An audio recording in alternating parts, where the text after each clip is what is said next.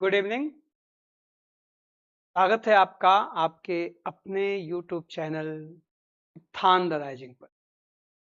मैं संजीव तिवारी आज से आपको कुछ लाइव क्लासेस प्रोवाइड कराऊंगा, जहां पर आप अपने सिलेबस में, चाहे आप किसी भी स्तर की तैयारी करते हो या आप स्कूल गोइंग विद्यार्थी हो, ठीक है, तो आपकी परीक्षाओं में वॉइस एक टॉपिक है जिसको आप बचपन से एक्टिव एंड पैसिव के नाम। तो आज से मैं लाइव कुछ विद्यार्थी जिनको मुझे ये चीजें पढ़ानी थी, उनकी डिमांड थी कि सर पढ़ा दीजिए, तो वो हमसे जुड़ेंगे। और भी जो लोग जो भी बाहर से हैं, जो भी जुड़ना चाहें, जिनके पास भी चैनल की रीच है, वो जुड़ करके और इस टॉपिक को समझने और लाभ उठाने में सक्षम हो सकते हैं। तो आइए आज की क्लास शुरू करते हैं और फटाफट जिनको पढ़ना हो वो जुड़े। आकाश पांडे, केंद्र सोनी, थोड़ा सा ऑडियो वीडियो चेक कर लीजिए और शुरू किया जाए। और जिन लोगों के लिए क्लास ये शुरू की गई है, कम से कम वो फटाफट आ जाएं, जुड़ें। सबका स्वागत है, खुश रहिए आप लोग। तो आज के टॉपिक की शुरुआत की जाए। कम से कम वो लोग आ जाएं जिन लोगों के लिए ये क्लास अरेंज की गई है। बाकी जो भी जुड़ता है, सबका स्वागत है, ठीक है। और जब जुड़े तो थोड़ा सा, जैसे कि परंपरा है, लाइक वाइक कर दिया करें। तो ये जो क्लास है वो प्रैक्टिस सेशन चलेगा, उसका अभी अब थोड़ा सा ये मेरी एक इंडिविजुअल बैच है जिसको थोड़ा वाइंड अप जल्दी करना है।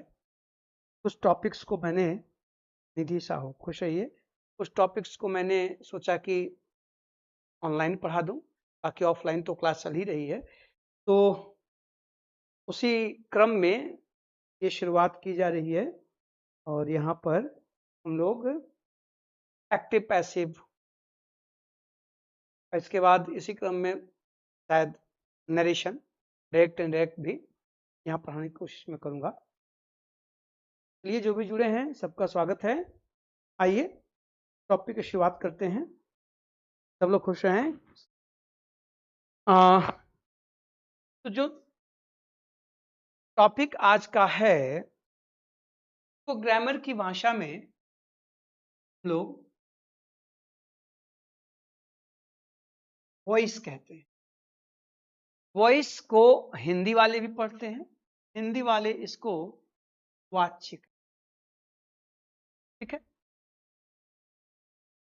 तो जो वॉइस है, तो इसे मतलब हम जो भी कहते हैं, जो भी बोलते हैं, अपनी विचारों को प्रकट करते हैं, तो इनको प्रकट करने का दो तरीका है। एक एक्टिव वॉइस, दूसरा पैसिव वॉइस। तो हिंदी वाले कर्तृवाच्य कहते हैं और इसको कर्मवाच्य।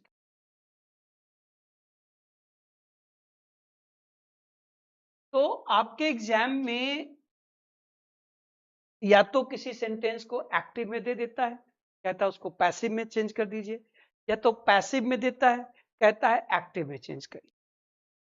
सवाल ये है, पहले तो ये हमें जानना चाहिए कि आखिर कोई सेंटेंस एक्टिव में है, पैसिव में है, इसको पहचानोगे कैसे, है ना। पहले हम लोग दो एग्जाम्पल लेते हैं, ठीक, हिंदी में, फिर उसका अंग्रेजी में तर्जुमा करते हैं, देखते हैं कहानी क्या बनती है। अब जैसे मैं एक छोटा सा एग्जाम्पल लूं कि मैं से पढ़ाता हूं। देखिए आपने हिंदी में लिखा है कर्तृवाच्य। एक्टिव का मतलब क्या है कि जहां पर कर्ता प्रोनाउंसो, क्रिया पर कर, मतलब जो क्रिया है से कर्ता संपादित करता। हालांकि दोनों अवस्थाओं में किसी भी क्रिया को सब्जेक्ट ही संपादित कर, इसमें कोई संदेह नहीं है, कि फिर भी एक स्थिति। और फिर मैं इसी बात को कहूं कि वह, ठीक है, या ऐसे करते हैं, फिर इसी बात को मैं कहूं कि उसे पढ़ाया जाता है। देखें जरा, मैंने जानबूझ के सेंटेंस का प्रारूप बदल दिया क्योंकि एक और भूत आपके दिमाग में बैठा हुआ है ना। सब लोग जो जुड़े हैं, अब चूंकि ये क्लास है तो यहाँ प्रैक्टिस बैच में स्क्रीन पे इंटरेक्शन ज़्यादा होता है। जब मैं पढ़ाने लगता हूँ तो आप समझ रहे हैं, वहाँ इंटरेक्ट, जो लोग जुड़े हैं, जो भी बाद में आए, सब खुश रहें, सब स्वस्थ रहें, ठीक है। अब मान लीजिए कि सर जी हमको देख लिए हैं, ठीक है। जरा ध्यान से देखिए, मैं अभी लिखने क्या जा रहा था कि उसे मेरे द्वारा पढ़ाया जाता, लेकिन मैंने नहीं लिखा। क्यों नहीं लिखा? क्योंकि अगर वो मैं लिखता तो फिर ये जो टॉपिक है वॉइस, जिसको आप एक्टिव पैसिव के नाम से जानते हो, बचपन से एक्टिव पैसिव, अगर मैं यहां पे लिख देता कि उसे मेरे द्वारा पढ़ाया जाता है, तो फिर ये जो टॉपिक है ना, ये सीमित हो जाता। आप इसको एक खांचे में बांध, फिर आप इसको कहां लेके जा रहे हैं कि वो जो इंटरमीडिएट में या आपकी परीक्षाओं में एक टॉपिक है ट्रांसफॉर्मेशन, और ट्रांसफॉर्मेशन का एक छोटा सा हिस्सा एक्टिव पैसिव भी है। और ये जो सिलेबस में UP board, MP board, even CBSE board वाले, और बाद में जो परीक्षाएं होती हैं, है ना, इन परीक्षाओं में वो ट्रांसफॉर्मेशन के हिस्सा के रूप में एक्टिव पैसिव को रखा गया है, और गुरुजी लोग उसी ट्रांसफॉर्मेशन के दृष्टिकोण से ही एक्टिव पैसिव को पढ़ा देते हैं। और कभी कभी इतने गंदे सेंटेंस प्रोड्यूस करते हैं बेटा जी लोग कि दया आती है। किसी ग्रामेरियन ने यही अलमारी में पुस्तक रखी, उन्होंने लिखा है कि अंग्रेजी व्याकरण बच्चों का खराब हुआ, इसके पीछे अंग्रेजी ग्रामर पढ़ाने वाले मास्टर ज्यादा जिम्मेदार हैं, क्योंकि वो अपने लिमिटेशन, अपनी बायस या कुछ सीमित पुस्तकों के नियमों को लाद देता है और आप उतना ही सोचना शुरू कर देते हैं। तो पहले तो ये समझना है कि हम लोग वॉइस पढ़ रहे हैं। वॉइस क्या है? तो वॉइस कहता है कि हम एक ही बात को अलग अलग तरीके से कह सकते।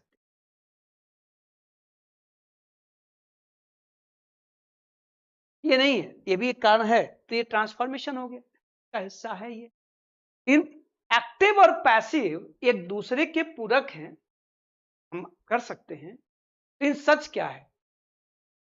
वॉइस पढ़ने का जो मूल पर्पज है वो ये है कि हम कुछ बातों को एक्टिव में कहते हैं तो अच्छा लगता है, कुछ बातों को पैसिव में कहते हैं तो अच्छा लगता है। हर बात एक्टिव में नहीं कही जा सकती, हर बात पैसिव में नहीं कही जा सकती। हाँ, कुछ ऐसी बातें हैं जिनको एक्टिव और पैसिव दोनों में कहना या लिखना ठीक लगता है। तो दोनों में कहना और लिखना जो ठीक लगता है, वो उसी को पकड़ के हमारे यहाँ सिलेबस में ट्रांसफॉर्मेशन रख दिया गया।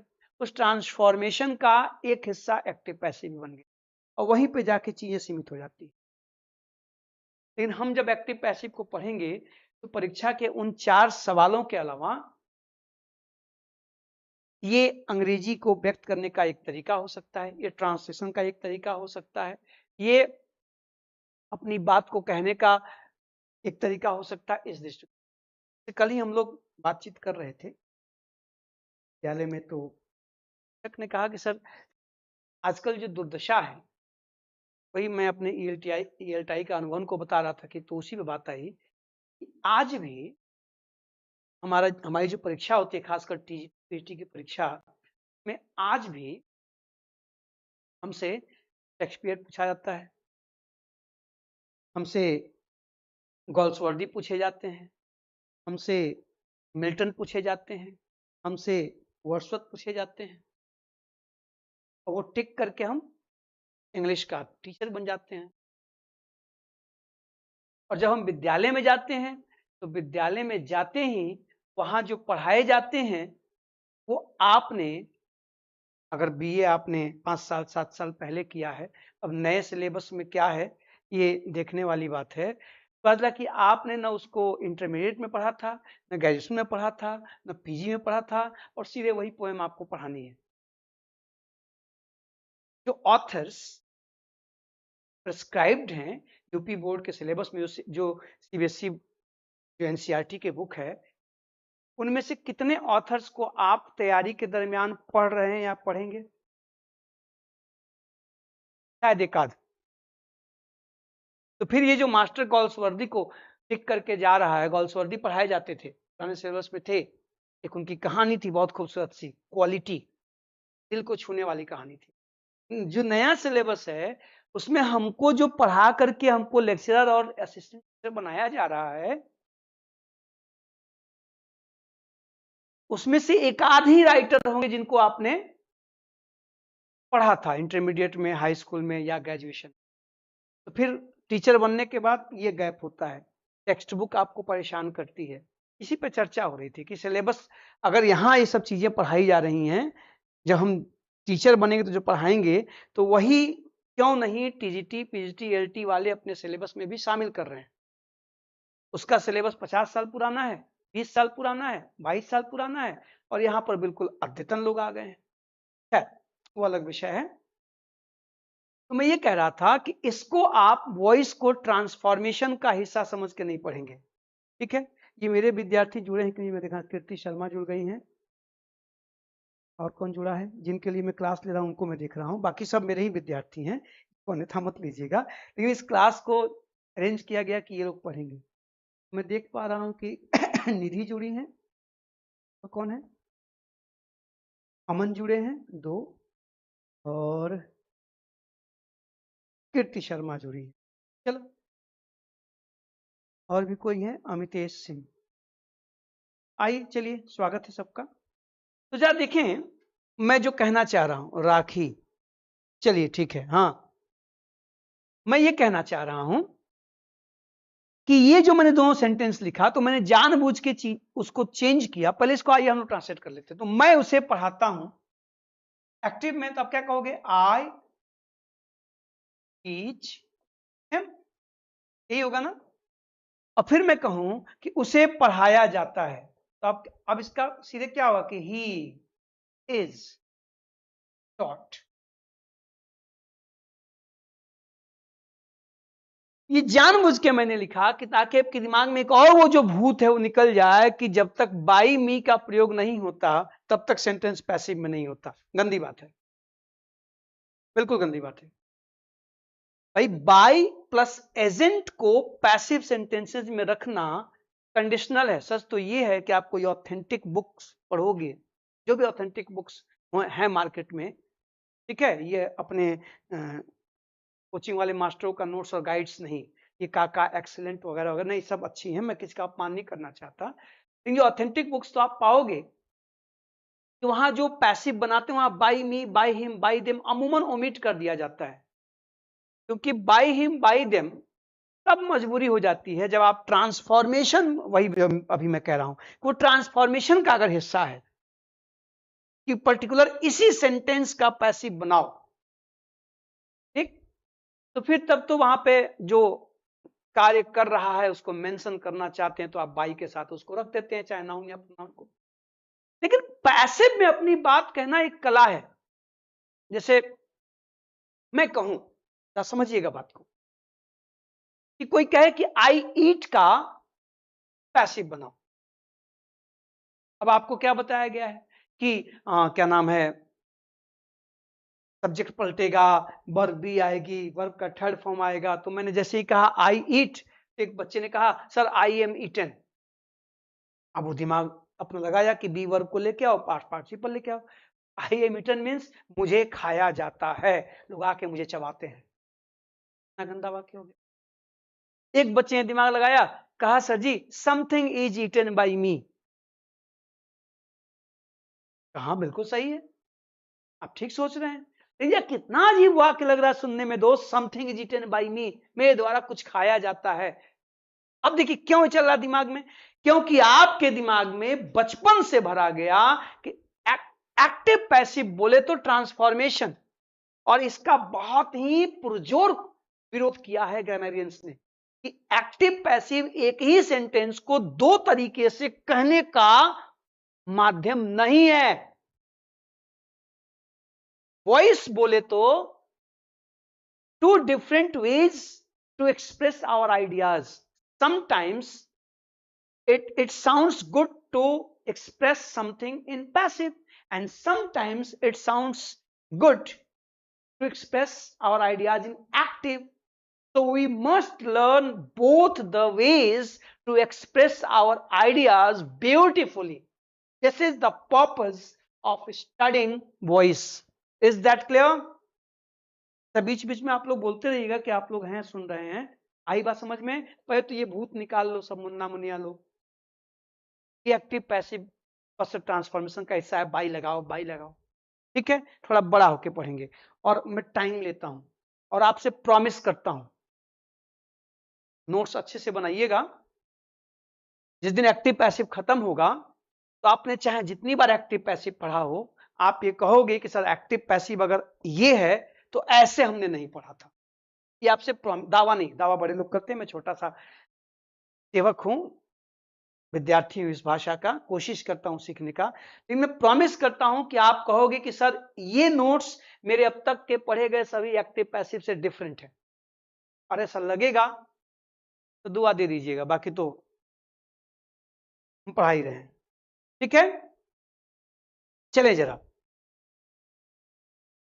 तो अब देखो जरा, तो जो सेंटेंस था कि आई ईट, अब इसका लोग प्रयास कर रहे हैं। अच्छा, तो मैंने कहा कि भाई आई ईट का पैसिव आप कह सकते हैं आई एम फेड। या ध्यान से देखिएगा, पहले भूमिका समझना जरूरी है, फिर हम लोग टॉपिक पे तो है, मतलब नियम की बात तो करेंगे। अब देखो आई ईट का मतलब क्या हुआ बेटा जी लोग? मैं खाता हूं, और मैं कहूं आई एम फेड, अर्थात मुझे खिलाया जाता है।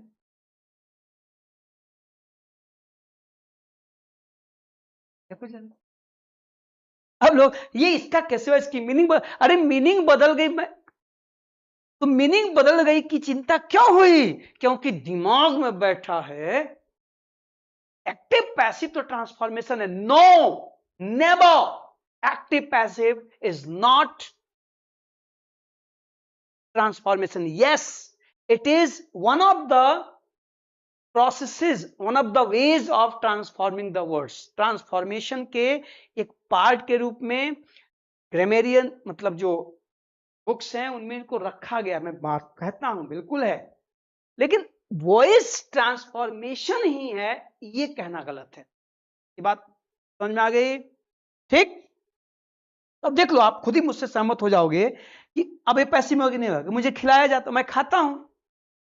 ध्यान से देखो कितना ये बिल्कुल मतलब लिटरेरी दिमाग लगाओ, समझ में आएगा कि मैं खाता हूं, अपने हाथ से खाता हूं, एक्टिव हुआ, और मुझे खिलाया जाता है, मम्मी लेके गोद में चम्मच से खिला रहे, तो पैसिव हो गया। अब काम मैं नहीं कर रहा हूं, कोई और कर रहा है मेरे लिए। आई नहीं बात समझ में?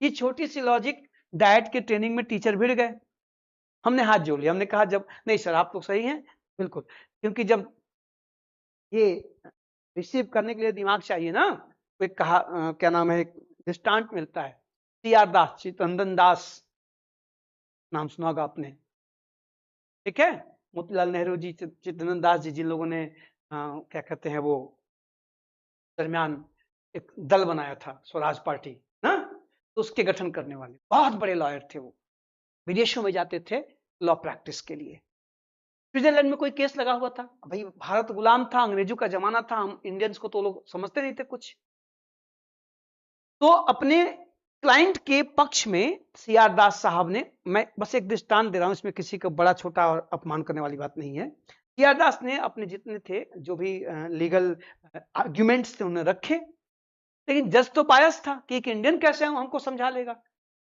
वो रेडी नहीं था उन आर्गुमेंट्स को एक्सेप्ट करने के लिए। सी.आर. दास ने ये कह के कोर्ट छोड़ दिया कि sir, I can give you arguments but I can't give you that brain to understand my arguments.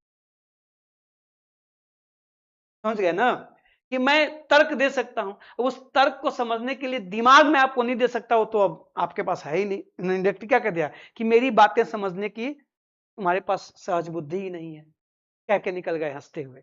ये कहानी मिलती है कि उस जमाने के लोग इतने ब्रिलियंट थे कि अपनी बात कह लेते थे। है तो मैंने कहा कि ठीक है, आप खुद समझो कि भाई खाना क्या है, एक्टिव है, और खिलाया जाना पैसिव है।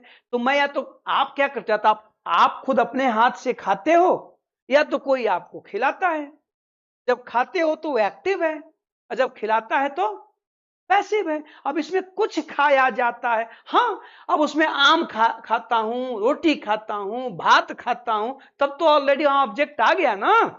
तो फिर अब वही तब होगा कि rice is eaten by me, bread is eaten by me, a mango is, वो तो हो गया। लेकिन सिर्फ इतना ही कि मैं खाता हूं, अर्थात खाने की क्रिया मैं खुद करता हूं, और आई एम फेड, मुझे खिलाया जाता है, मतलब मैं खुद नहीं खाता हूं, कोई मेरे मुंह में डाल के खिलाता है। पैसिव हुआ कि नहीं हुआ? तो ये इसका डायरेक्ट पैसिव हुआ कि नहीं हुआ? समझ में आई कि नहीं मेरी बात? पहुंची बात?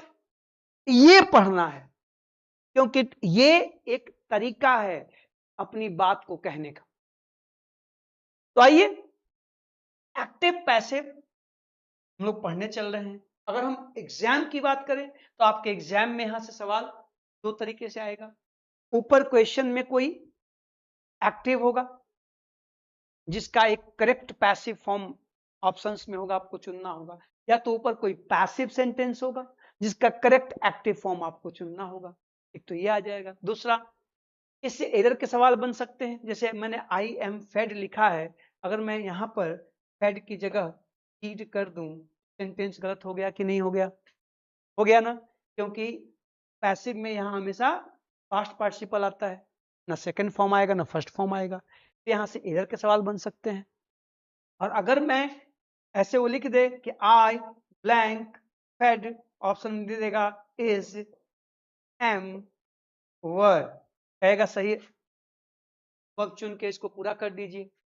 जाहिर सी बात आप एम को चुनेंगे। तो फिर देखिए, इससे फिलर्स के सवाल बन सकते हैं, इससे एरर के सवाल बन सकते हैं, इससे इंप्रूवमेंट के सवाल बन सकते हैं, इससे सीधे सीधे एक्टिव से पैसिव में बदलने के सवाल बन सकते हैं। तो पहले तो आप जब वॉइस पढ़ने चल रहे हैं बेटा जी लोग, तो इसको एक ट्रांसफॉर्मेशन का छोटा सा हिस्सा समझ के मत पढ़िएगा, फिर नुकसान होगा। और इसमें जो मास्टर साहब लोग, मैडम सर जी लोग बैठे हुए हैं, दिख रहे हैं, ज्यादा आज वही हैं, तो आपको ट्रांसलेशन भी आएगा। तो जब ट्रांसलेशन आएगा तो जो पैसिव में बात होगी उसको पैसिव में ही ट्रांसलेट करिएगा। अभी तक तो नहीं ना है कि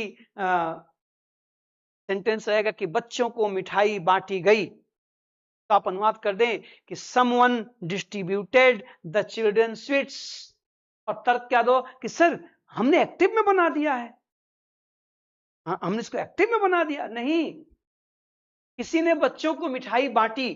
ध्यान से सुनिए हिंदी में, कि किसी ने बच्चों को मिठाई बांटी और बच्चों में मिठाइयां बांटी गई। आप खुद ही दिल पे हाथ रख के अपने अपने डिवाइस के सामने और बता दो कि इसमें से कौन सा सेंटेंस सुनने में अच्छा लग रहा है। मैं किताब पढ़ता हूं और किताब पढ़ी जाती है, आप खुद बता दो। किताबें पढ़ने के लिए होती हैं, किताबें पढ़ी जाती हैं। हा? बच्चे पाले जाते हैं, पशुओं की रक्षा की जाती है, स्त्रियों का सम्मान किया जाता है।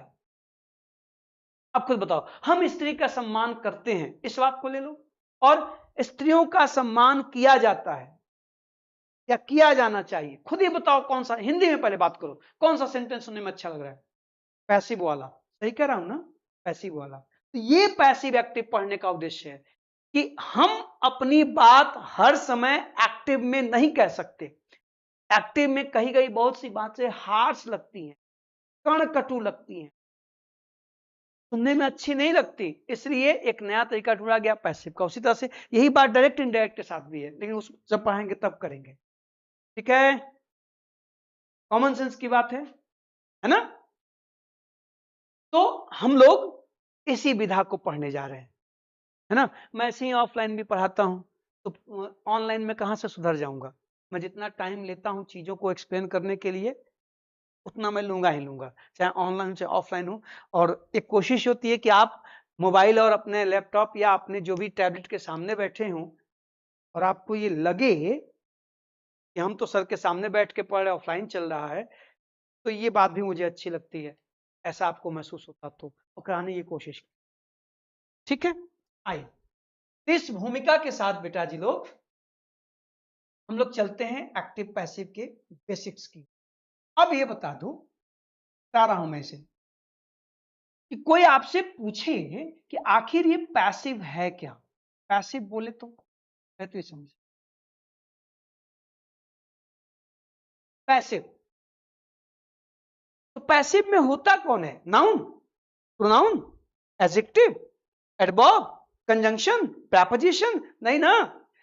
पैसिव में वर्ब होती है। एक्टिव और पैसिव होगा किसका, तो वर्ब का। अब सवाल यह है कि फिर पैसिव वर्ब का होगा तो वर्ब पैसिव में कब जाएगी, कैसे जाएगी। तो पैसिव बोले तो passive is equal to be plus past participle, be plus past participle. ठीक है, बी प्लस पास्ट पार्टिसिपल, जिसको आप वर्ब की थर्ड फॉर्म कहते हो, जिसको B3 कहते हो। जैसे ही आप वर्ब भी लेकर आते हैं और उसके बाद आप वर्ब की थर्ड फॉर्म लेके आते हैं, वैसे ही वो क्रिया एक्टिव से पैसिव में चली जाती है। या ध्यान दीजिएगा, ये पास्ट पार्टिसिपल जो है, जो वर्ब की थर्ड फॉर्म, जिसको आप आम बोलचाल की भाषा में कहते हो, ये दो जगहों पे आता है। एक, जब आप परफेक्ट टेंसेज बनाते हो, present perfect, past perfect, future perfect, तो वहां पर आप has gone, have gone, should have gone, could have gone, जहां हैव आया कि थर्ड फॉर्म आएगा। ठीक, तो ये परफेक्ट या कंडीशनल परफेक्ट वहां आता है, वुड हैव, कुड हैव, ये कंडीशनल कहे जाते हैं, है ना।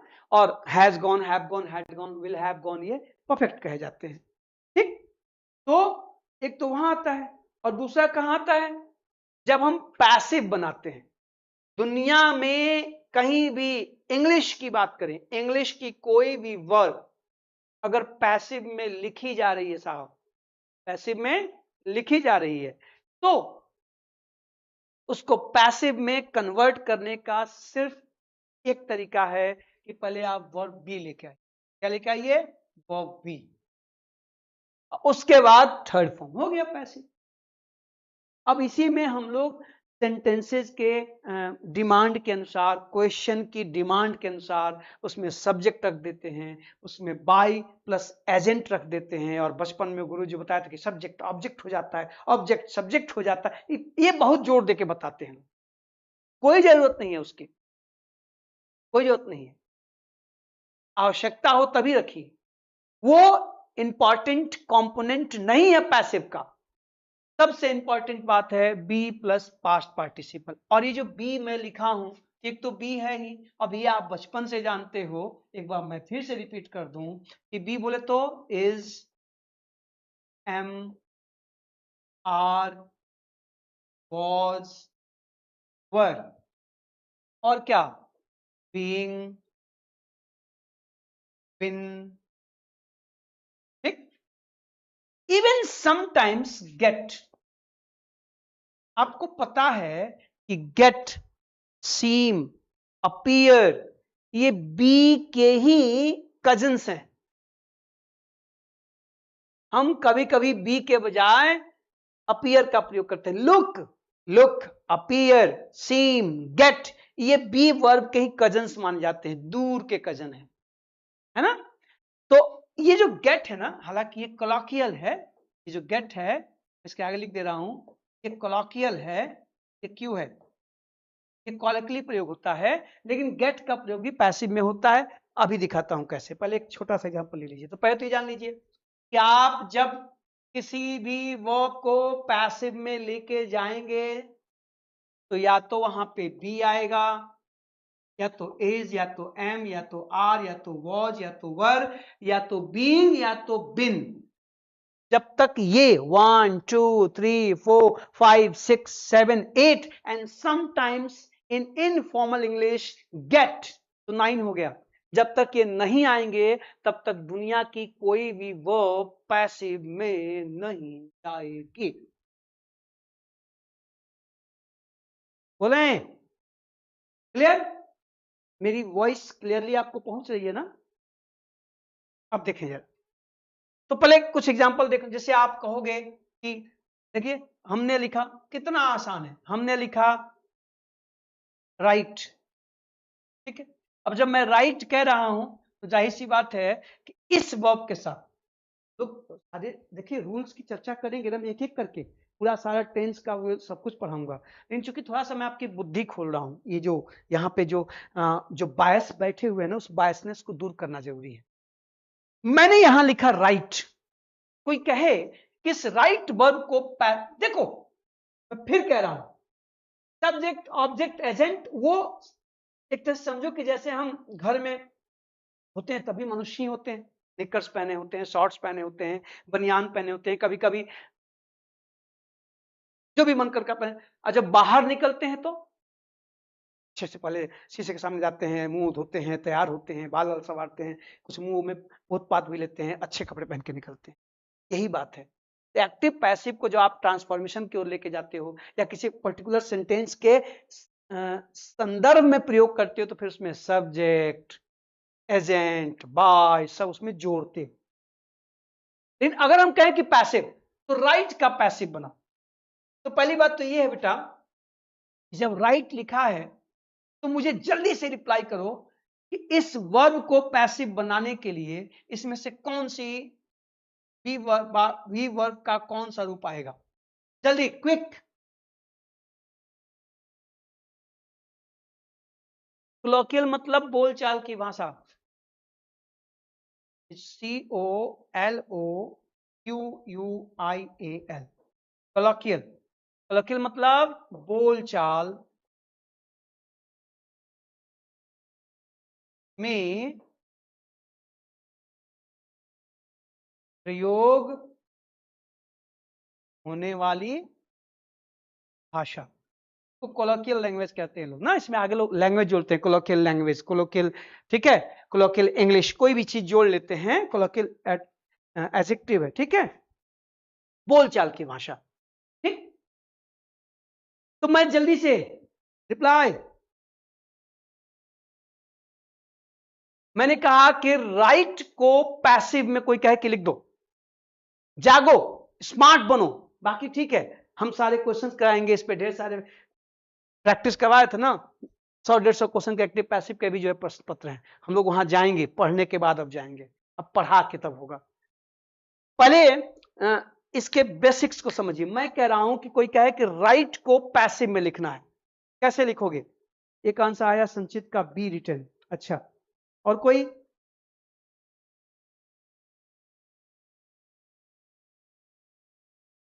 जल्दी रिप्लाई करो, ये क्लास है। अब यहां हम आप देख रहे हो लगातार मैं बिजी हूं, प्रैक्टिस वाले में इधर उधर टहलना, ये आना, बतियाना, इधर उधर की बातें करना, क्वेश्चन में चूंकि आप आंसर देते हो बीच में गैप होता है तो वो करना पड़ता है। जब मैं पढ़ाने लगता हूं ना फिर थोड़ा सा बिजी में ज्यादा रहता हूं। मैंने कहा कि ये वर्ब किसने दे दिया कि इसको पैसिव में लिखो, तो आप पैसिव में क्या लिखोगे? तो एक आंसर आया बी रिटन, एक और आ रहा है गॉट रिटन। हा। अच्छा, मतलब या तो जानबूझ के आप लोग करते हो कि हम लोग उठ पटांग उत्तर दे के तिवारी और बोले नया लेकर आए, या तो आप बकलोल हो, है भगवान ने भेजा तो भेजे में भेजा दे के नहीं भेजा। अच्छा एक बात बताओ, दिव्यांश करें इज एम आर रिटन, अच्छा और कोई?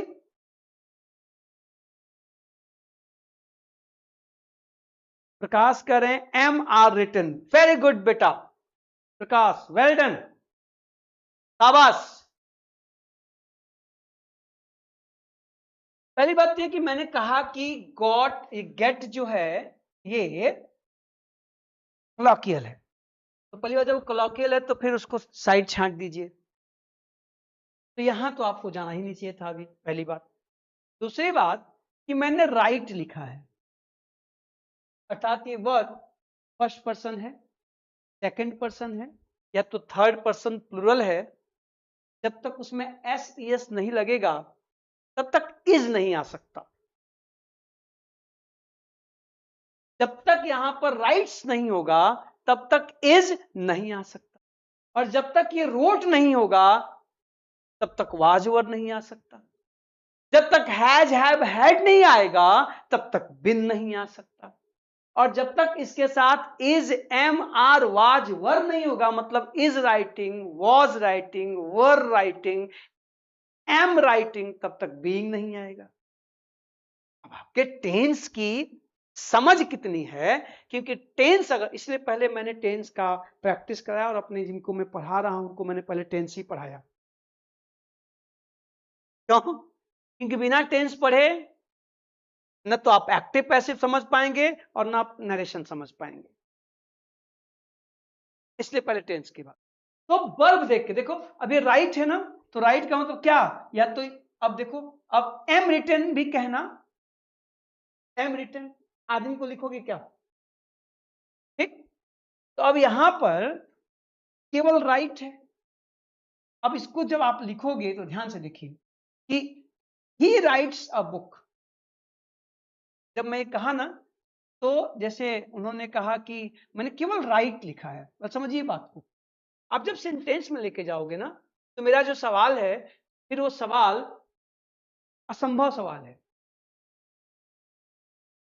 मेरा जो सवाल है वो असंभव हो जाता है अगर मैं इसको सेंटेंस में लेके जाऊं। तो अगर मैं कहूं कि आई राइट अ बुक, तो फिर इज रिटन होगा। आई राइट बुक्स, तो आर रिटन होगा।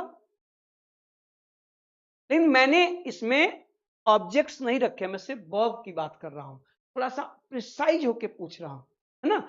जो मेरा सवाल है उस सवाल का जो उत्तर आया कि sir is written, am written, are written, वो बिल्कुल गलत नहीं है, बिल्कुल गलत नहीं है। यस, और इसको हम सेंटेंस में लेके जाए कि I write a book, is written भी तब इज रिटन ही होगा। आई राइट बुक्स, तो आर रिटन होगा, सिंपल सी बात है। आई रोट, तो वाज होगा। लेकिन मैंने वो नहीं पूछा, मैंने कहा कि सिर्फ इस क्रिया को देख रहे हो, तो इस क्रिया में एस सी एस नहीं लगा है। जब एस सी एस नहीं लगा है तो जाहिर सी बात है, ठीक है। अब एम रिटन इसलिए नहीं होगा कि मुझे लिखा जाता है, ऐसा कोई सेंटेंस तो बनेगा नहीं, तो क्या होगा, आर रिटन, ठीक। अगर राइट्स होगा, एस लगा दोगे तो इज रिटन। अगर रोट लिख दोगे तो रोट के साथ वर या वॉज रिटन। अगर इज राइटिंग लिख दोगे, एम राइटिंग लिख दोगे तो क्या हो जाएगा, बीइंग रिटन। अगर हैज रिटन लिखो तो क्या होगा, हैव बीन या हैज बीन रिटन या हैड बीन रिटन। बात समझ रही है। कुल मिलाकर के मामला क्या है कि पैसिव में जाने का मतलब है बी प्लस वर्ब की पास्ट पार्टिसिपल, और यहां पर अब मामला क्या है कि ये डिपेंड करेगा कि वहां पे वर्ब क्या आएगी, वो टेंस और सब्जेक्ट का नंबर डिपेंड होगा, है ना। तो मैं राइट क्रिया को ही लेकर के आपको कुछ एग्जांपल दे रहा हूं, जिसे आप कहोगे इज रिटन पैसिव है, आर रिटन या वॉज रिटन। मैं क्या प्रूव करने की कोशिश कर रहा हूं कि बिना वर्ब बी के पैसिव नहीं बनता है, अथवा वर रिटन, ठीक। या आप कहोगे इज बीइंग रिटन या हैज बिन रिटन। देखिए जरा ना, अथवा अब जैसे बी रिटन कहा था संचित ने, तो बी कब आएगा बेटा, देखो विल बी रिटन या कैन बी रिटन। देखिए जरा, है ना। और बोलचाल की भाषा में लोग गेट का प्रयोग करते हैं। जैसे आप कहोगे कि द एग्स गॉट रॉटन, मतलब सड़ जाना, अंडे सड़ गए। या गॉट ब्रोकन, अंडे टूट गए ना। द एग्स गॉट ब्रोकन, अंडे टूट गए, अंडे सड़ गए। ठीक है, तो ये देखो, अभी बोलचाल लोग इसका प्रयोग करते हैं, लिखित में तो होता ही नहीं गेट का प्रयोग। गेट, गॉट, गॉट ना, गॉट अक्सर देखो आप कहते हो मैं थक गया था, आई गॉट टायर्ड, अर्थात आई वॉज टायर्ड। यहाँ जो गॉट आया है ना, इसकी जगह आप जब चाहें तब वर का प्रयोग कर सकते हैं, फॉर्मल हो जाएगा। अभी तक इनफॉर्मल है। द एग्स वर रोटन, अंडे सड़े हुए थे। या द एग्स वर ब्रोकन, अंडे टूट गए थे ना। आई वॉज टायर्ड, ये फॉर्मल है। आई गॉट टायर्ड ना, I was tired of working, मैं काम करके थक गया था, मतलब काम ने मुझे थका दिया था। वैसे हुआ कि नहीं हुआ? तो आप बोलचाल में कह सकते हो आई गॉट टायर्ड ऑफ। बात पहुंची आप तक? तो ये बात बोलचाल तक ही रखना। यहां हम लोग फॉर्मल क्लास में पढ़ रहे हैं, इसलिए निधि भवनी सीधे मतलब इतना ना ही दिखाई दे, सीधे यहां पहुंच गई, कोई बात नहीं। चलिए, ये जो मैंने दिखा आपको दिखा, ये मैंने क्यों लिखा, ये नहीं कह रहा हूं कि आपको ये नहीं आता, आप सब जानते हैं। मैं सिर्फ अपनी जो बात है कि मैंने कहा कि पैसिव का मतलब है कि बी प्लस पास्ट पार्टिसिपल, कि जब तक वर्ब बी और पास्ट पार्टिसिपल नहीं आएगा तब तक कोई भी वर्ब एक्टिव से पैसिव में नहीं जाएगी। तो मैंने इसी बात को प्रूव किया कि देखिए, इन सब में return return return return return आया है, और इन सब के पहले इसी बी वर्ब के जो रूप लिखे गए हैं, इज, आर, वॉज, वर, फिर बीइंग, फिर बिन, फिर बी कब आएगा? जब विल आएगा, शैल आएगा, कैन आएगा, कुड आएगा, मे आएगा, माइट आएगा, मस्ट आएगा, है ना, वहां पे भी आएगा। इतनी बात स्पष्ट हो गई? हाँ, चले आगे। अब देखें जरा, हर चीज में सॉरी एकदम आदत पड़ गई है, बातें सुन लेनी चाहिए, बस समझने के लिए होती है, हर चीज में सॉरी सॉरी सॉरी, है ना। चलो देखो जरा, अब देखें,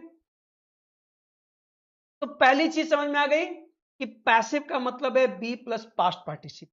दूसरी चीज, नियमों पे जाने से पहले भूमिका पहले बनानी जरूरी है। आप लोग ये अपने हिसाब से नोट करते चलिएगा, स्क्रीनशॉट लेते चलिएगा, जो भी आप करना हो कर लीजिएगा, ठीक है। अब देखिए जरा, अब इसके बाद दूसरा स्टेप, मैंने आपसे कहा कि पैसिव वर्ब का होता है, तो अगला सवाल अपने आप उठ के खड़ा हो जाता है, किस वर्ब का पैसिव? क्या हम गो का पैसिव बना सकते? क्या हम कम का पैसिव बना सकते? क्या हम फॉल का पैसिव बना सकते हैं? जवाब है नहीं। क्यों? क्योंकि ये सभी के सभी इंट्रांजिटिव वर्ब। कैसी वर्ब हैं? इंट्रांजिटिव, है ना। और इंट्रांजिटिव वर्ब का पैसिव जनरली नहीं बनता। हालांकि मैं जनरली कह रहा हूं, क्योंकि आप सब जितने बैठे हुए हैं, एक दो लोगों को छोड़कर बाकी सब ने मेरे ही मुखार बिंदु से अगेटिव वर्ब के बारे में सुना। अगेटिव वर्ब क्या है? ऐसी वर्ब्स जो ट्रांजिटिव और इंट्रांजिटिव दोनों रूपों में प्रयोग होते हैं, जिनमें नेचर होता है कि वो कॉजल सेंस में ट्रांजिटिव बन जाते हैं, फिर इंट्रांजिटिव हो जाते हैं ना। जैसे ही ओपनड द डोर, यहाँ पे ओपन ट्रांजिटिव वर्ब है, आप लिख सकते हैं कि the door was opened by him, ऐसे बन गया। लेकिन द डोर ओपनड इटसेल्फ, दरवाजा अपने आप खुल गया। अब एक पैसिव शेक्सपियर के काका भी नहीं बना पाई हैं, अब इंट्रांजिटिव हो गया, है ना। तो अब इसलिए मैंने जनरली कहा, लास्ट में हम लोग जब वाइंड अप करेंगे एक्टिव पैसिव के इस चैप्टर को, तो वहां मैं इन चीजों की चर्चा करूंगा कि इन क्रियाओं में क्या ध्यान रखना है। एक तो ये, फिर मैं कह रहा हूं आपको, मैंने ही अपने इन्हीं हाथों से, इसी मुख से बोल के पढ़ाया है कि भाई एक बेसिक सा एक ट्रिक है ट्रांजिटिव और इंट्रांजिटिव के बीच के डिफरेंस को करने का। क्या कि अगर वर्ब इंट्रांजिटिव होगी तो उसके बाद आने वाले नाउन या प्रोनाउन से पहले कोई ना कोई प्रीपोजिशन आएगा, है ना। राम गोज टू स्कूल, तो टू आया तब स्कूल आया, अब इसका पैसिव नहीं बनेगा, सिंपल सी बात है ना। I will speak to you, to her, देखिए टू आ गया, स्पीक इंट्रांजिटिव वर्ब है, नहीं बनेगा पैसिव। लेकिन याद करिए, अक्षय, निधि, निहारिका, आकाश दिखे थे हूं तो, दीपेंद्र जी, जो लोग भी मतलब में कुछ बच्चे पुराने हैं तो मैं उनसे भी कराऊं, निधि, है ना, अमन, इन लोगों को पढ़ाए हैं, बस इसमें राखी हैं जो अभी नई विद्यार्थी हैं उनको नहीं पढ़ाए हैं। एक बात आई थी प्रेपोजिशनल वर्ब्स की, कि बहुत सी ऐसी वर्ब्स हैं जो बिना प्रेपोजिशन के लिखी ही नहीं जाती हैं, और जैसे ही उनके साथ हम प्रेपोजिशन को इंसर्ट करते हैं तो खट से वो ट्रांजिटिव जैसा व्यवहार करने लगती है, मतलब उनको गुमान हो जाता है हम अकेले नहीं हैं, हमारे साथ प्रेपोजिशन भी है, थोड़ा गुंडाई करने लगती है। जैसे लाफ, लाफ एट, हमेशा वहां एट आता है ये इंट्रांजिटिव वर्ब, इसकी पैसिव बनती है। I he laughed at me, I was laughed, बस मैंने क्या बताया था, शर्त ये है कि जब इसको पैसिव में आप लिखेंगे, while you are going to change them into passive, that particular preposition shouldn't be omitted, वहां preposition जरूर रहेगा। they laughed at me, तो आप कहोगे I was laughed at by them, वो at छोड़ोगे तो जीरो मिलेगा। इसकी भी चर्चा मैं करूंगा, जो भी चर्चित प्रपोजिशनल वर्ब्स उनके पैसे, ये सब बात की चीजें, ये पिक्चर खत्म होने के दौरान के मैं क्लाइमैक्स को थोड़ा बिगनिंग में ही आपको बता रहा हूं ताकि आपका इंटरेस्ट बना रहे, और जब तक मैं एक टॉपिक पढ़ाऊं आप जुटे रहें, है ना। सब नहीं जुटेंगे, देखिए बीच बीच में लोग आ रहे हैं जा रहे हैं गायब हो रहे हैं, लेकिन बेसिक को हम देखिए, एक दो, ठीक, तो कुछ लोग पढ़े होंगे जानते होंगे, है ना, तो उनको बोरिंग भी लगता होगा, ठीक, अरे एक्टिव पैसिव में क्या पढ़ लेंगे, ठीक है। लेकिन जिनको लगता है कुछ धमाका होने वाला है या करेंगे तिवारी, तो जुड़े रहेंगे, और इधर थोड़ा सा हम प्रैक्टिस को पीछे करके, चूंकि दोनों नहीं कर पाऊंगा, देखो आज ही मंगलवार है, व्रत है, मैं थक रहा हूं, है ना, तो अब चूंकि रात को ही समय है तो प्रैक्टिस और ये दोनों कोशिश करूंगा कि आधा घंटा और भी करा दिया करूं, थोड़ा सा और पहले मुझे आना पड़ेगा, कल से मैं देखता हूं, प्लान करता हूं कि वो भी चलता रहे, ठीक है। तो ये चीजें भी ध्यान रखें, तो जो मैंने लाइन कही कि जनरली ट्रांजिटिव वर्ब का ही पैसिव बनता है, इंट्रांजिटिव का नहीं, वो यूजुअली या जनरली इसलिए कि there are so many exceptions where we change an intransitive verb into passive without any doubt, and sometimes those sentences are supposed to be very attractive and beautiful, yes, वो sentence अच्छे भी माने जाते हैं। लेकिन ये सारी चीजें जो मैं आपको सुना रहा हूं, आप ये समझो कि पिक्चर शो समय जो उसकी कास्टिंग चलती है ना, प्रोमो चलता, मैं प्रोमो दिखा रहा हूं कि ये सब चीजें बाद में हम डिस्कस, ठीक है। तो दूसरी पॉइंट क्या लिखना है कि पैसिव किसका होता है ना, तो पैसिव ट्रांजिटिव वर्ब का। तो आप इस बात को नोट कर लीजिएगा कि usually the transitive verbs have passive, और usually we can change the transitive verbs into passive, ठीक है। तो आपको पता है कि वर्ब्स के प्रकारों में दो प्रकार है, इंट्रांजिटिव और ट्रांजिटिव, तो हम ट्रांजिटिव वर्ब को ही पैसिव में बदलते हैं, इंट्रांजिटिव वर्ब को पैसिव में नहीं बदलते हैं। इज दैट क्लियर, ठीक। तो ट्रांजिटिव वर्ब, तो क्या कहोगे कि द पैसिव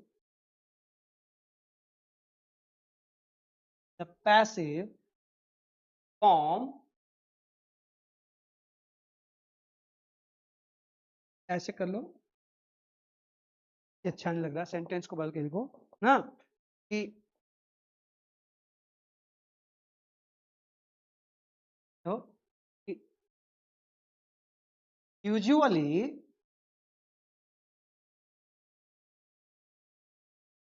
ट्रांजिटिव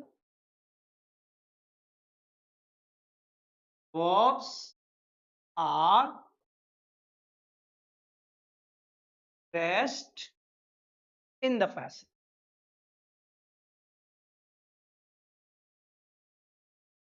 है? आप समझ रहे हैं? ये ईट का पैसिव होगा, फीड का पैसिव होगा, ड्रिंक का पैसिव होगा, है ना? स्टैंड अप का पैसिव नहीं होगा, सिट डाउन का पैसिव नहीं होगा। ठीक है? तो आपको ये ध्यान रखना है कि जो इंट्रांजिटिव वर्ब होती हैं उनको हम पैसिव में नहीं लिखते। ठीक, इसको ध्यान दीजिएगा। एक चीज और, दूसरी चीज कि हम लोग एक्टिव पैसिव के स्ट्रक्चर की ओर चले उसके पहले एक और बात लगा, अभी मैंने आपको दिखाया कि पैसिव जो बनते हैं वो बेसिकली टेंस पर आधारित होते हैं, और आपको पता है कि टेंस कुल 3 होते हैं, प्रेजेंट, पास्ट, फ्यूचर, और हर टेंस के 4 एस्पेक्ट्स होते हैं, 4 इंडेफिनिट, कॉन्टिन्यूअस, परफेक्ट और परफेक्ट कॉन्टिन्यूअस। इनको हम एस्पेक्ट कहते हैं, टेंस के एस्पेक्ट। तो कुल 12 और एस्पेक्ट्स हैं, उन 12 एस्पेक्ट्स में से सिर्फ 8 के ही पैसिव बनते हैं, 4 के पैसिव नहीं बनते हैं। तो इसका भी ख्याल रखना है, ये बात भी नोट कर लीजिएगा। ये एक आप जानते हो, बस मैंने सूचित कर दिया कि पैसिव ट्रांजिटिव वर्ब्स का होता है, इंट्रांजिटिव्स का नहीं होता है, उन एक्सेप्शंस को छोड़कर जो मैंने भी आपसे चर्चा। अब देख लीजिएगा, एक छोटा सा ग्राफ बना लो, दिमाग में रहना चाहिए। क्या जब टेंसेस की बात करते हो, मैं ग्राफ बना दे रहा हूं, यहां पर प्रेजेंट लिख लो, इससे एक आइडिया मिल जाएगा। मान लो कि आप 7th 8th 9th 10th में पहुंच गए हो, और छोटी छोटी चीजों को भी ध्यान रख लेना चाहिए। कभी कभी सिली मिस्टेक हो जाते हैं, ब्लंडर आप कर बैठते हो, और वो ह्यूमन एरर ही आपको मैदान से बाहर कर देता है। यहाँ प्रेजेंट, ठीक है, यहाँ पास्ट, और यहाँ फ्यूचर। ठीक, और यहाँ पे लिख लो इंडेफिनिट या सिंपल, जो भी लिखना हो ना, मैं इंडेफिनिट ही लिख दे रहा हूँ, डेफिनिट। ठीक है, यहाँ पर कॉन्टिन्यू, ठीक है, यहाँ पर परफेक्ट, और यहाँ पर परफेक्ट कॉन्टिन्यू। ठीक है, और ऐसे खींच लीजिए, एक ही बार में खटाखट ये बात क्लियर हो जाएगी। अभी ऐसे खींचिए और ऐसे खींचिए। ठीक है, बना दीजिए जल्दी से। क्या करना है, थोड़ा सा बचपने में चले चलिए। अब देखिए भाई, 4 एस्पेक्ट्स हैं, indefinite, continuous, perfect, perfect continuous, present, past, future. अब इसमें फटाफट देखो, इसका पैसिव बनता है, इसका पैसिव बनता है, इसका भी पैसिव, मतलब तीनों के इंडेफिनिट का पैसिव बनता है। ठीक, इसका बनता है, इसका बनता है, इसका नहीं बनता है। अब इतना इसको लिखने के बजाय इस चार्ट से ही आप तैयार कर लो। यहाँ पर देखो, इसका भी बनेगा, इसका भी बनेगा, इसका भी बनेगा, बनेगा नहीं, नहीं हो गया। देखो 1 2 3 4 5 6 7 8, 8 का बनता है, और 1 2 3 4 4 का नहीं बनता। मतलब तीनों टेंस के परफेक्ट कॉन्टिन्यूअस का पैसिव नहीं बनता है। Is that clear?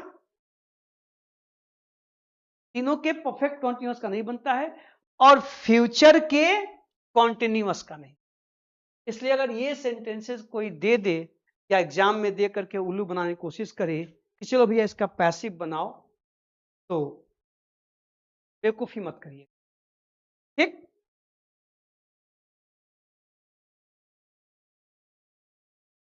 नोट कर लिया होगा आपने।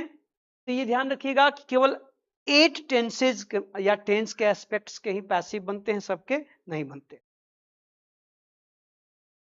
ओके, आइए अब जो है हम लोग धीरे धीरे पढ़ रहे हैं चरणों की। अब सवाल है कि हम एक्टिव से पैसिव में जब चीजों को ले जाते हैं तो ले कैसे जाते है ना। तो देखो जरा, पहले मैं एक एक्टिव सेंटेंस लिख, मैं एक सेंटेंस लिखूं, ठीक, मोहन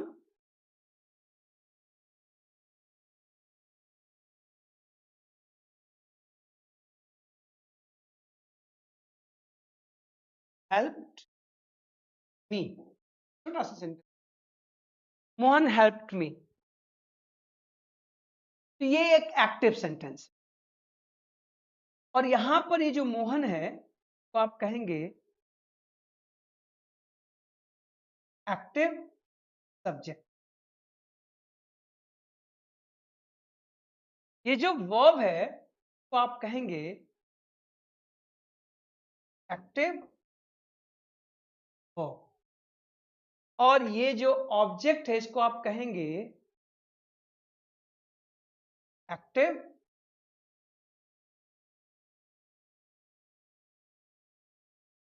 ठीक।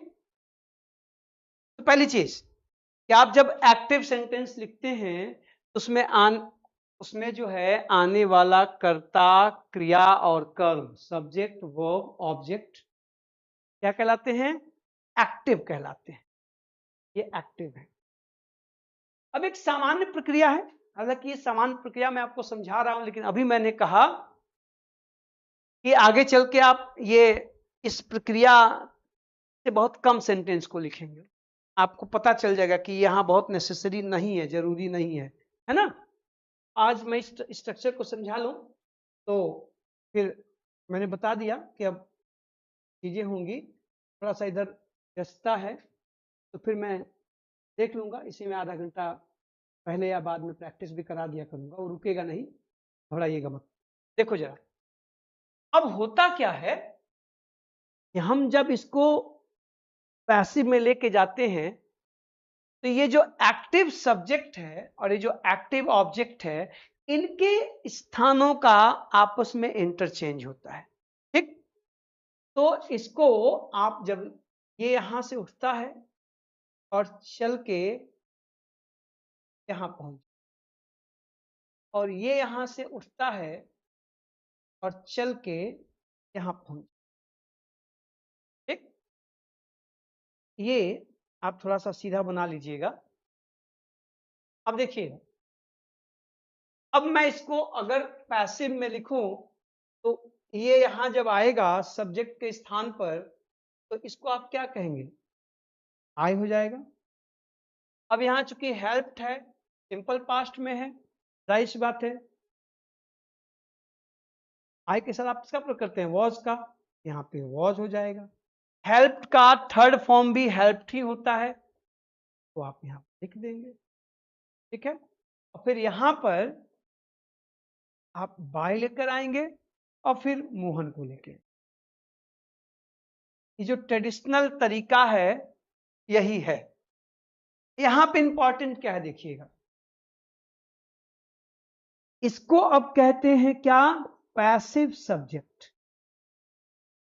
क्या कहेंगे, पैसिव सब्जेक्ट। इसको क्या कहेंगे, पैसिव वर्ब। क्या कहेंगे, पैसिव वर्ब, ठीक है। और इसे बार बार बचपन में एक बात कही कि सब्जेक्ट ऑब्जेक्ट हो जाता है, ऑब्जेक्ट सब्जेक्ट हो जाता है, नहीं, यह ऑब्जेक्ट नहीं होता है, नहीं होता है। इसको ऑब्जेक्ट कहना, सोचो कितनी बचकानी बात है, आप लोग आज देख लो जरा। अच्छा ये बताओ, आपको पता है जब सब्जेक्ट की परिभाषा आप लिखते हैं, ये बिल्कुल ठीक बात है कि ये यहां पे आके खड़ा हो गया, ये सब्जेक्ट है बिल्कुल है। एक बताओ, क्या यहां पे कार्य आई करने लगा है, भाई कहा जाता है कि जो कार्य करता है वो सब्जेक्ट होता है। जब आपने लिखा कि I was helped by Mohan, क्या यहां पे आई कार्य करने लगा है, हेल्प आई कर रहा है, नहीं, I was help by Mohan मतलब मोहन के द्वारा मेरी सहायता की गई, अर्थात जो एक्शन यहां पे हो रहा था जिसे मोहन ने किया था, ध्यान से देखो मेरे विद्वान साथियों, अभी भी मोहन ही कर रहा है। सहायता किसकी हुई? मेरी।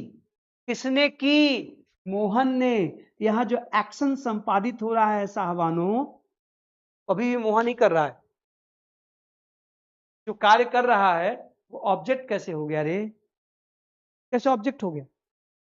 और बचपन से किताबों में, खासकर भारत में जो किताबें लिखी गई, अच्छा शायद उसका पर्पज हो कि वो आसानी से समझाने के लिए करते हो, चलो मान लेते हैं, हम मान लेते हैं।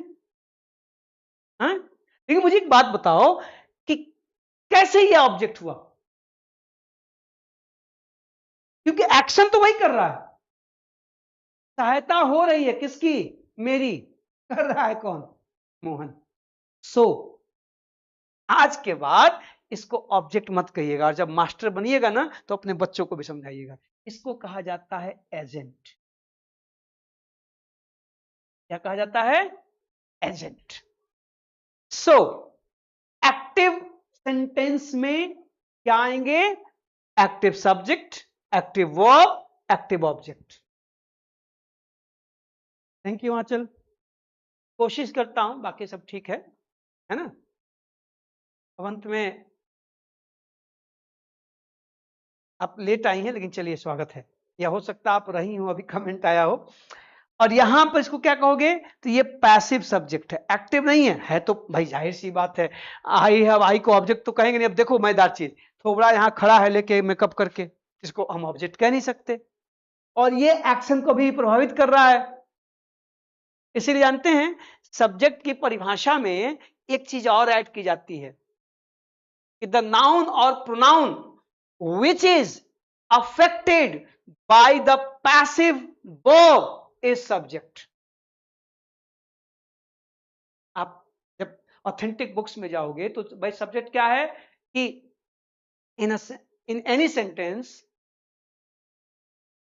who or which command the action is subject, और जो कार्य को करे, जैसे आई प्ले, अब यहां एक्शन को आप कमांड कर रहे हैं, और whatever is said about which और whom, या जिसके बारे में जो कहा जाए, राम इज अ टीचर, अब यहां कोई एक्शन नहीं हो रहा है। शी इज इल, अब एक्शन नहीं हो रहा है। Prayagraj is a seat of education, अब यहां पे एक्शन नहीं हो रहा है। But the predicate is talking about Prayagraj, about she, about I, that's why that I is subject. I am a teacher में there is no action, but the predicate is talking about I, subject है। She is ill में there is no action, but the predicate is giving some information about she, subject है। तो subject कौन है? जो sentence में action को command करता है, एक्शन को करता है, उसको, वो सब्जेक्ट है। और जिसके बारे में प्रेडिकेट कुछ कहता है वो सब्जेक्ट है। और जो पैसिव वर्ब से प्रभावित होता है वो सब्जेक्ट है। ये कुछ कर नहीं रहा है, लेकिन यहां जो एक्शन हो रहा है, देखिए उस एक्शन से ये प्रभावित हो रहा है, अफेक्टेड हो रहा है, इसलिए सब्जेक्ट है। लेकिन ये ऑब्जेक्ट नहीं है, क्योंकि ये एक्शन को अभी भी कमांड कर रहा है। इसलिए ये टर्मिनोलॉजी याद रखिएगा एक्टिव पैसिव का। एक्टिव सब्जेक्ट, एक्टिव ऑब्जेक्ट, यहां पर passive subject, passive verb, and this is agent, and this by plus agent is not necessarily used everywhere, is not an integral part of active passive। मैं फिर कह रहा हूं, by Mohan, by him, by them, इसको रखा ही जाए, ये depend करता है सेंटेंस की नीड और सिचुएशन के हिसाब से। इसलिए बाई का होना जरूरी है। अरे सर यहाँ पे बाई मतलब क्लास में ही बच्चे, सर आपने यहाँ पे बाई मोहन नहीं लिखा है, बाई हिम नहीं लिखा है, सर ये पैसिव कैसे? और कुछ बच्चों के दिमाग में तो ये बैठ गया है कि बाई आता है तभी पैसिव होता है, वरना होता ही नहीं है। तो पहले आज की पूरी क्लास का मेरा जो फोकस था वो ये था कि एक्टिव पैसिव के बेसिक स्ट्रक्चर को आप तक पहुंचाया जाए, ठीक है, एक समझ आपकी विकसित की जाए, है ना। तो वो मैंने कोशिश की, और ये टर्म्स आप याद रखें। अब इसी बेसिक्स पर हम लोग आगे एक्टिव पैसिव के डिफरेंट रूल्स को देखेंगे। जाहिर सी बात है, पहले टेंस वाले रूल्स को रिकैप कर लेंगे, और फिर जो इसमें गंभीर बातें हैं, गहरी बातें हैं, उनकी ओर हम लोग जाएंगे। तो मैं आशा करता हूं कि आज के इस डिस्कशन से आप लोगों ने जो चीजें निकाली हैं, आपने एक फुटनोट भी बना लिया होगा, ठीक है, और चीजों को समझ लिया होगा। कहीं कोई समस्या होती है, कुछ न समझ में आए, तो आप यहाँ पे डायरेक्टली पूछ सकते हैं, जैसे राखी ने पूछ लिया, ऐसे कोलोकियल क्या है, कैसे, है ना। और subject change into object case but it is subject. हाँ, जाहिर सी बात है, अब उसको सब्जेक्ट नहीं कह सकते ना बेटा संचित, वहां एक प्रॉब्लम होगी।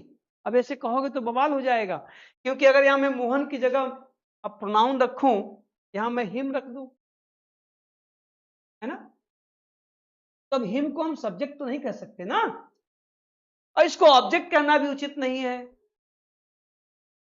इसे उसको एजेंट नाम दिया गया, साथ में बाई लगा है ना।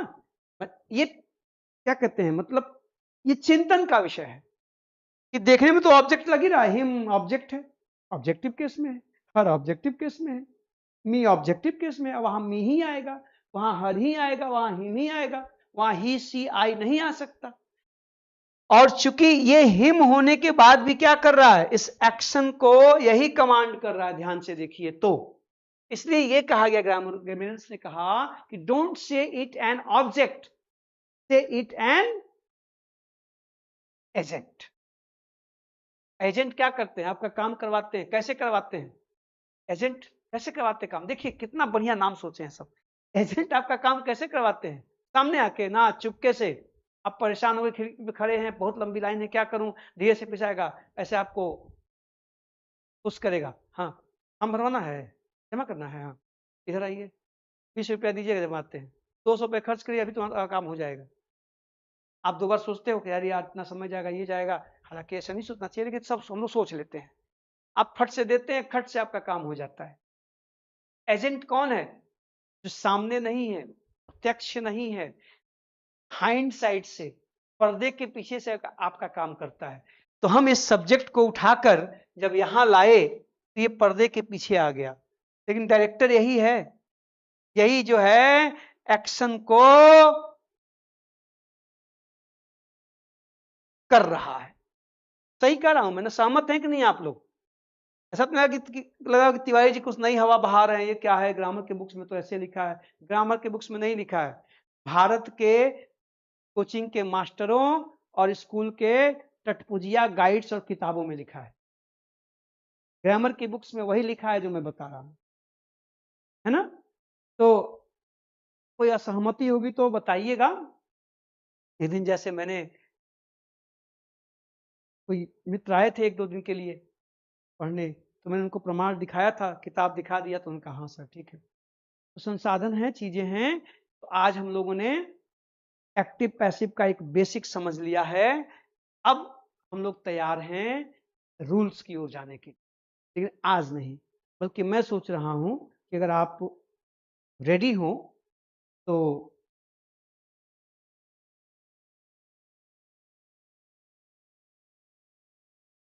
चलो ठीक है, टीचर इसी के लिए होता है ना, ठीक।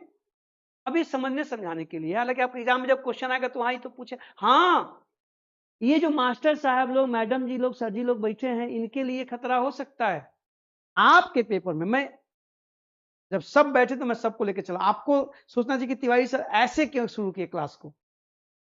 आपकी परीक्षा में ये जरूर पूछ सकता है, इसको खींच के, कि ये ग्रामर से क्या है, ऑप्शन में दे देगा, ऑब्जेक्ट, एजेंट, ना, पैसिव ऑब्जेक्ट। तो अगर एजेंट नहीं है तो पैसिव ऑब्जेक्ट सही है, और अगर पैसिव ऑब्जेक्ट और एजेंट दोनों मौजूद तो एजेंट सही है। यहाँ पे दे देगा कि ये सब्जेक्ट है, कि पैसिव सब्जेक्ट है। तो ये जो मैंने आका खींचा, ये मैंने एसएससी वालों के लिए नहीं खींचा, लोग तो सीधे हम शुरू कर देते कि देखो ये एक्टिव है, अब तक रूल्स पे आ गए होते। आज का पूरा लगभग 60-61 मिनट मैंने उनके लिए दिया जो लोग भावी शिक्षक हैं, हो जाएंगे, चिंता मत करिए, है ना। मैं रिटायर होने से पहले आप लोगों को के साथ अच्छा खासा काम करूंगा, कहीं ना कहीं मुलाकात हो जाएगी, होगी, हो जाओगे, प्रयागराज में रहोगे तो डायरेक्ट मुलाकात होगी, कहीं ना कहीं तो होगी इंशाअल्लाह। जय हनुमान जी, जय गणेश जी। बस ये है कि मैंने आपके लिए ये किया, आप इसको ध्यान से समझें, क्योंकि आपसे टर्मिनोलॉजी पे भी सवाल पूछे जाएंगे, सेंटेंस को तोड़ के भी सवाल, ठीक है। चलिए, आज मैंने शुरुआत कर दी है, और अब कहीं एक चीज और ध्यान रखिएगा कि बीच में कभी क्लास ना चले तो जाहिर सी बात है कोई ना कोई समस्या है, कोई बात है, तभी हम नहीं आए, हाँ। वही फिर शेर में कहूंगा, कुछ तो मजबूरियां रही होंगी, क्योंकि कोई शख्स बेवफा नहीं हो, तो बीच बीच में कभी क्लास ना चले तो एडजस्ट करिएगा, लेकिन अब ये रोज का रोज, है ना। हाँ, आपको थोड़ी शिकायत हो सकती है कि सर जो प्रैक्टिस वाला सेशन, मैं कोशिश करूंगा, हम लोग लगभग 1.25 घंटे रोज पढ़ते ही थे, तो 40-50 मिनट इसको पढ़ा दूं, हो जाएगा, है ना। लेकिन वो कल से प्लान करते हैं, आज थोड़ा मैं थक भी गया हूं और चीजें भी हैं, तो मुलाकात होगी कल, सेम टाइम सेम चैनल ना, विथ सेम थोबड़ा। मिलते हैं ब्रेक के बाद। खुश रहो, स्वस्थ रहो, मस्त रहो, पढ़ते लिखते रहो। Thank you, good night.